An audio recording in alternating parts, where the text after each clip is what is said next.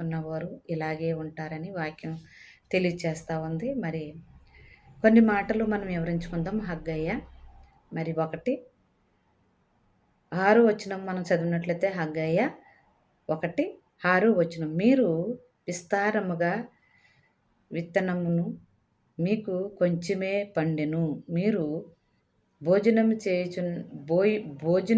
చేసి ఉన్నాను, ఆకలి తీరకున్నది, పానము చేయుచున్నాను, దాహము తీరకున్నది, బట్టలు కట్టుకున్నాను, చలి ఆగకున్నది.